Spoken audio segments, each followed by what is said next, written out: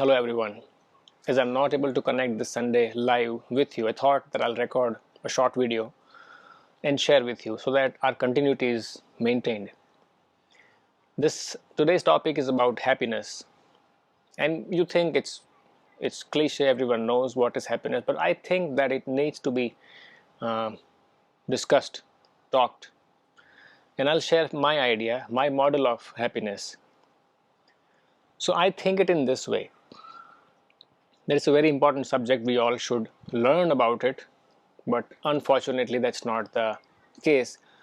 We expect everyone to understand what happiness is, so we never read about it or research about it, and therefore I think it always remains kind of a faraway thing.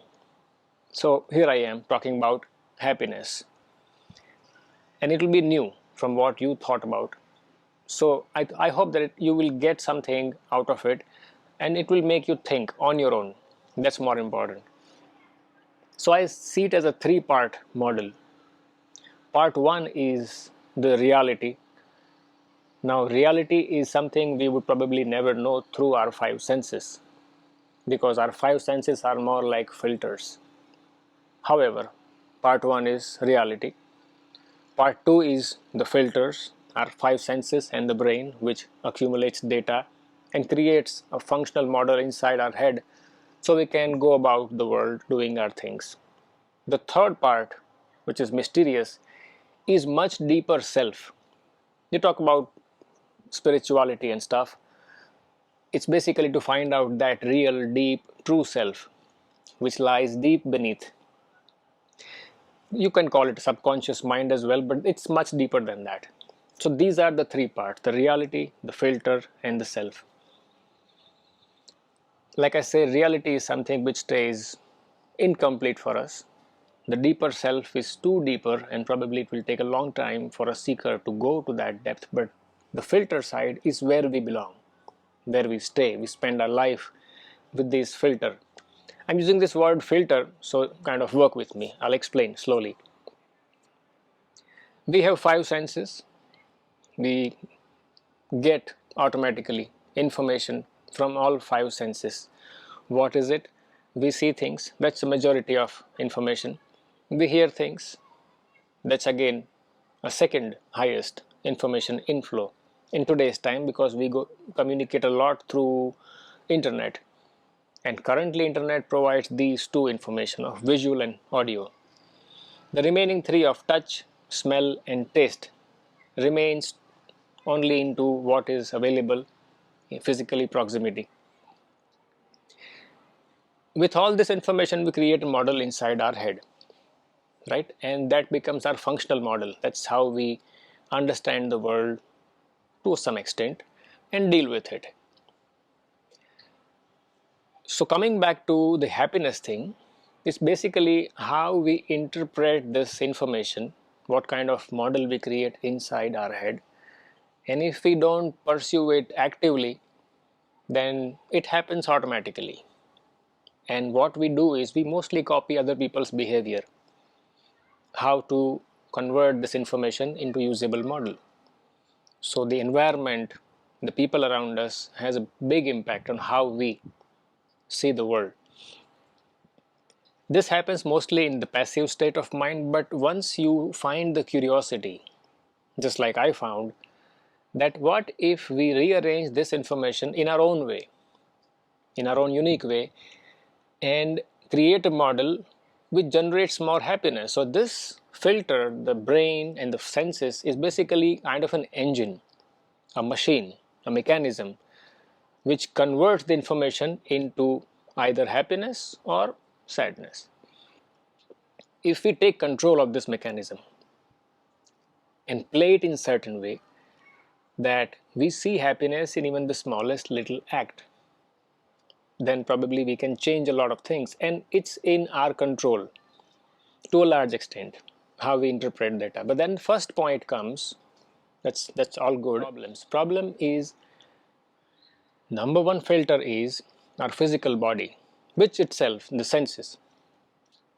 If physical body is not in a great shape, it's constantly giving you some sort of trouble, then the data which is coming from outside, the information through our senses, will be made little darker because the body is not at ease.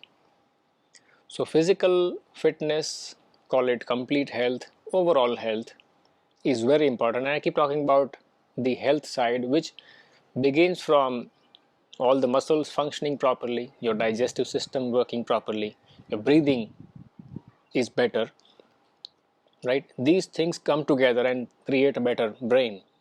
And I see that mostly our spectrum of receiving happiness has major portion of physical well-being, right? If you are not physically well, then you would seek other ways of happiness, which includes substance abuse or too much food craving or media dependency or certain habits which compensate the amount of happiness we are not getting from body level. We seek from the outside. So it's very important to become independent, that you have a healthy, fit body. And for that, no, you don't have to do anything extraordinary, just that pick up something small and do it consistently, be it your exercise. It could be simplest exercise, but if you can keep doing that consistently, then it builds up over a period of time. And by that, the dependency on outer things reduces. Now, if you get the outer things, the happiness increases. But mostly we see that we are so dependent on everything. When I talk about going into isolation, solitary confinement, self-imposed prison, you can say. Mostly in Himalayas and many such places, there are facilities where you can be on your own, alone, silent, peaceful, without any outside distraction. Now, even in that state, if you find that there is a state of happiness inside you,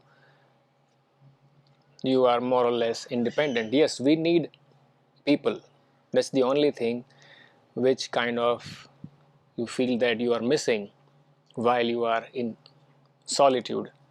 But apart from that, your state of happiness is intact because physically you are healthy. Now, if you're not physically healthy, then this situation shows very clearly that no matter how much outside stuff we absorb or take in or arrange, you will still be unhappy because the body is the big multiplier. So everything gets multiplied by the amount of physical well-being you have, right? It's a multiplying factor. So talking and working to find more luxury and riches outside will be incomplete if you do not have the right multiplier with you, which is yourself, your body.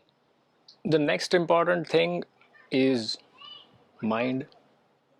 And mind, because we compare our state of well-being with others, not knowing exactly how the other person is going through, but we kind of infer that comparatively I have lesser this or lesser that, and that becomes our reason for not being happy. Yes, you compare things, you want to get richer, that's the human thing, but mostly we forget that you have a lot of people which are behind you. So you want to compare in two ways, who has something more than me, who has something less than me. And now the catch is that if somebody who has less than you and is still happy, then maybe you don't know the happiness engineering. So it's a very dicey world.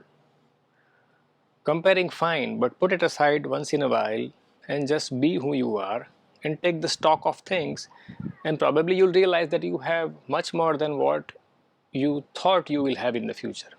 It's very much possible. So the mind side is something we have to sort out and reduce the amount of comparison that we do. Is expanding the range of your brain to absorb happiness from all spectrums, which is from the smallest thing to the biggest thing. I'll explain.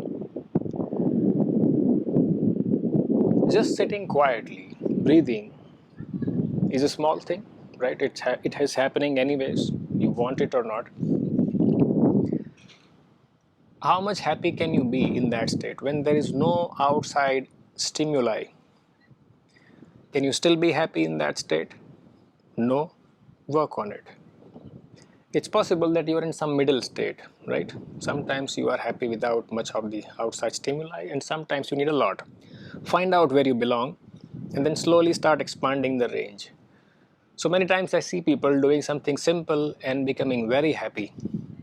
Makes me think that, have I lost the ability to convert these simple acts into happy feelings?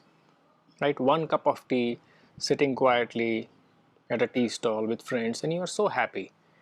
Right? Some of us still feel happy, but some people I find are not too happy doing that thing. They want something much more, much bigger, something far away thing, and that far away thing always remain like a mirage. It never happens. That's not a good life. So start enjoying small things wherever you are. And like I said, if you're physically fit, then even the small thing will give a lot of pleasure. So your mechanism of converting every experience, every situation into a happy state of mind should be efficient. It's almost like food, that same food eaten by many people, but some people can digest well, some people cannot digest. So the problem is not in the food, it's in the digestive system. And same way, happiness is also a diet. It depends how much easily you can convert the opportunity into the happiness inside you, right?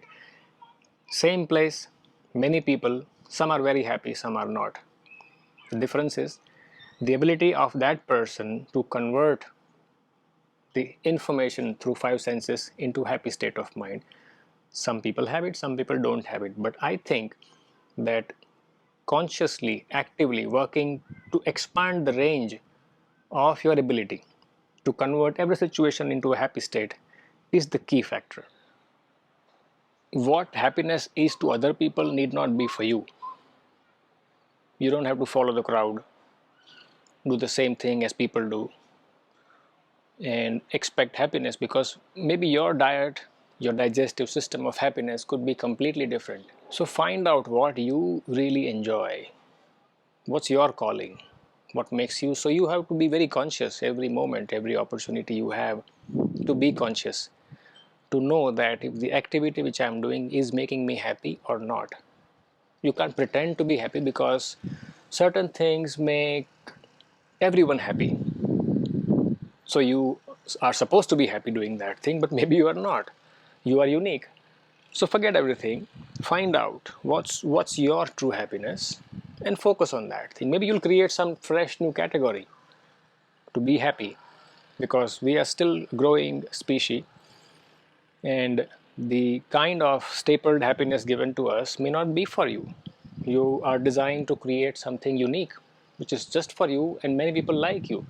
So maybe you'll open up some avenues of fresh new happiness and make many people happy that way. A special ability of human brain is to focus on things. Example, wherever you are sitting, I tell you to focus on all the red colored things, objects. It wouldn't take much time. Your brain will focus everything, filter out everything else, and just spot all the red things. Right? Try that in public whenever you go out. Instruct your own self to look at all the pink objects, and suddenly everything else fades away, and you start spotting these pink things everywhere. The same thing is applicable when you look for happiness. So in the same way, if I tell my mind, my brain, to focus on opportunities which would make me happy, then I think everything else starts to fade away and my attention is towards happiness. I'm not saying it could be a full-time job. Sometimes you want to be ready for anything which can harm you. But that's not all the time. We are in a much safer world. You can devote time where you are constantly attentive towards happiness. It can be like a happiness meditation. You sit down and seek everything which is making you happy at that moment. And this will create gratitude for many things, people, things, objects, everything, your own body included, for making you so happy. It's just that you never focused your attention on that thing. Mostly we are so fear driven, that we're always defending ourselves from many things, which includes situation, people, their words, and so on, which becomes a habit. So a conscious living is when you start to look at what is more important, and that is happiness. And it happens when you instruct your brain, look at everything which is making you happy. Isn't that simple? So I'll just summarize what I shared with you today. Happiness engineering. It all depends upon how efficient you are to convert all the sensory information into a happy state of mind. It can be simple if you start practicing smaller things that give you happiness. Don't always depend upon the large stimuli or a heavy dose, or be it anything, food, music, substance if you're using any, which is coffee and tea. I'm not talking about anything serious, okay? Relax. Small things. Sit quietly and start enjoying. Listen to the sounds of nature, even traffic. Like, and the most important thing which I shared was being physically well. That should be the major source of happiness for you, so that your dependency on the other stimuli starts to reduce and you become source of happiness for others, right? The whole thing is for becoming a source, a fountainhead of happiness for others, because I think we all have to take responsibility to become happy on our own so that we can be happiness to others. I hope it helps.